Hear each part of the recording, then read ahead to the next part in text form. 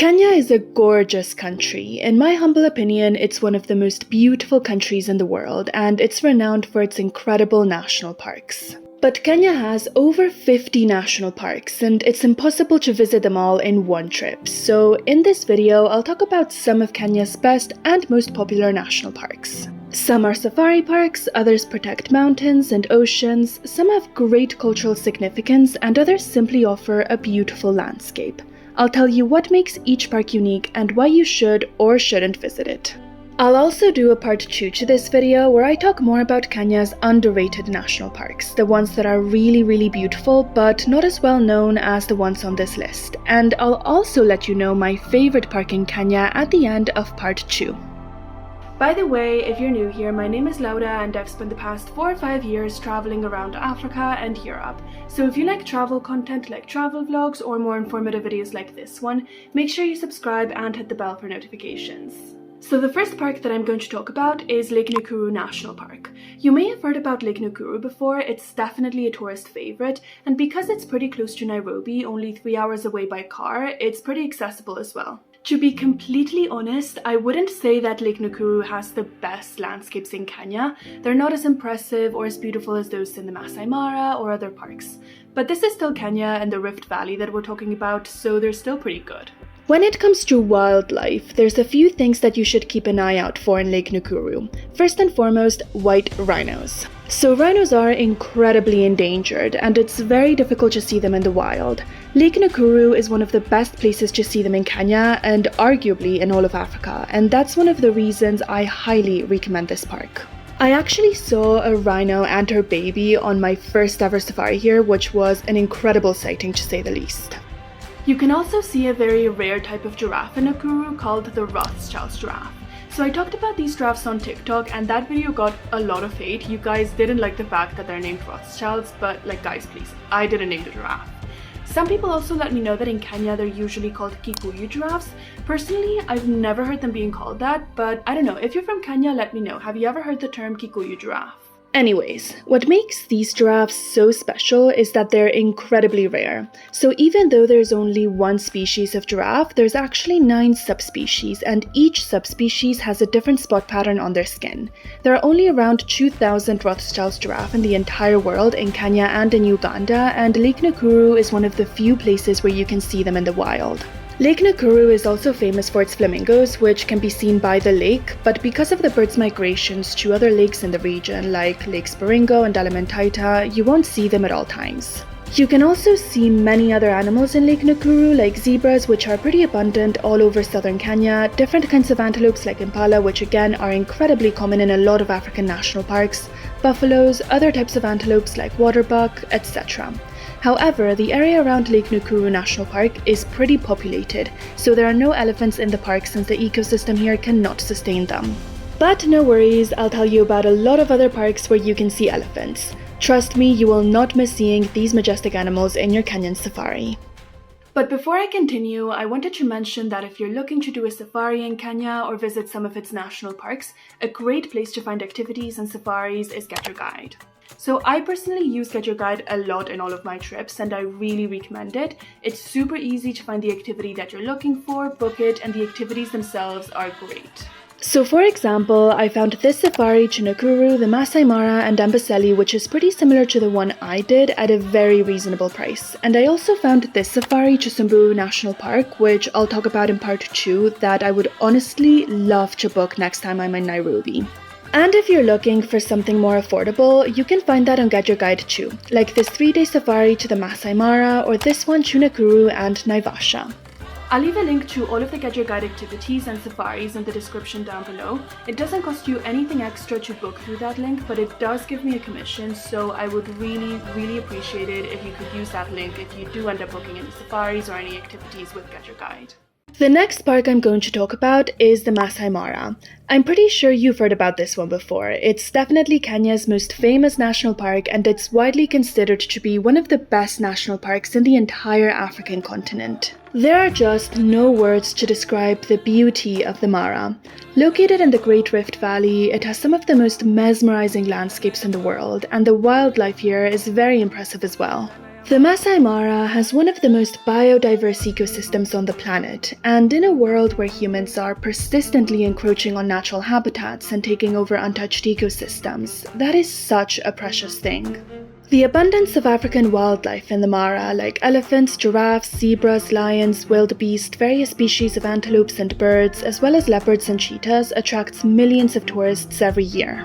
The Mara is also one of the best places in the world, and certainly the best place in Kenya to see big cats like lions, cheetahs, and leopards. Big cats are generally much harder to see on safari than herbivores like zebras or antelope. There's far fewer of them, and they're also really shy animals. Out of the three species, lions, cheetahs, and leopards, I'd say that the easiest ones to see are lions, and I personally had my best ever lion sighting in this park. The Masai Mara is also famous, of course, for the Great Migration. The Great Migration starts in Tanzania's Serengeti National Park, right across the border, and it ends in the Masai Mara before the animals return to the Serengeti once more. It involves almost 2 million blue wildebeest, 500,000 Grant's gazelles, almost 300,000 zebras, 100,000 topi, and 20,000 common eland. And of course, when the herbivores move, the predators follow. Seeing the animals cross the Grumeti and the Mara rivers is particularly impressive, as crocodiles await in the rivers hoping to catch their prey, and it's a popular tourist attraction. The migration happens annually, and the crossings begin in the month of July. The Masai Mara is also the traditional homeland of the Maasai tribe, an indigenous semi-nomadic people settled in Kenya and northern Tanzania, who are very well known internationally because of their colorful clothing and distinctive traditions. The cultural tours Maasai people offer in their traditional villages also attract lots of tourists.